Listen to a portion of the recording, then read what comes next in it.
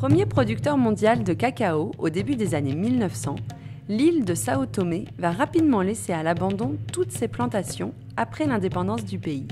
En 2014, la Roça Diogovache, cette plantation en grand déclin et sur laquelle vivent les habitants de tout un village, va être relancée. Je vais rencontrer Willy, responsable de la plantation, qui nous a ouvert ses portes. Notre travail, c'est premièrement le cacao, qui ensuite découlera sur le chocolat. Mais pour entretenir nos plantations de cacao, on a besoin en permanence de planter et de renouveler les plantations. Objectif principal de plantation de 50 000 arbres.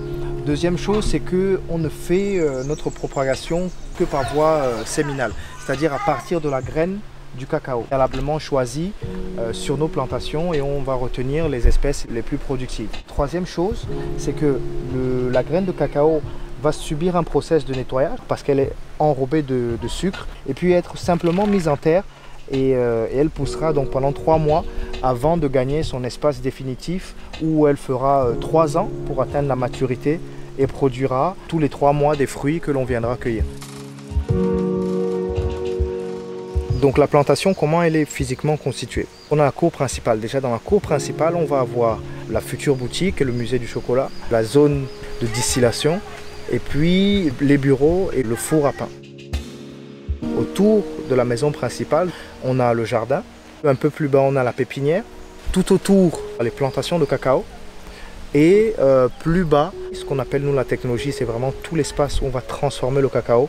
Et finalement, la mécanique et l'atelier menuiserie. Aujourd'hui, 250 personnes travaillent quotidiennement à la ferme et 2000 personnes en vivent.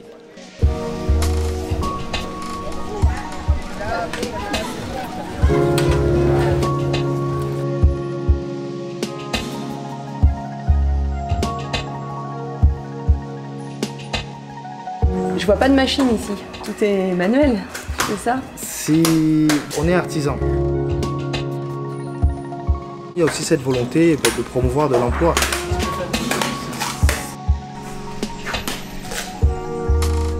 Diogovache, c'est le nom du produit, mais c'est aussi le nom de la communauté. Je dirais même que c'est d'abord une dimension sociale. C'est sûr, on a une entreprise, c'est sûr, on a des objectifs de rentabilité, mais c'est d'abord une dimension sociale.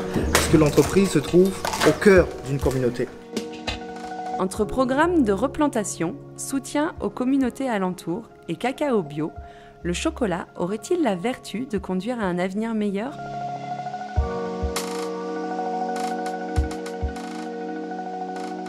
Toutes les cabosses de cacao qui sont ici, elles sont au bon stade de maturation, quelle que soit leur couleur. On peut dire que la nature fait bien les choses.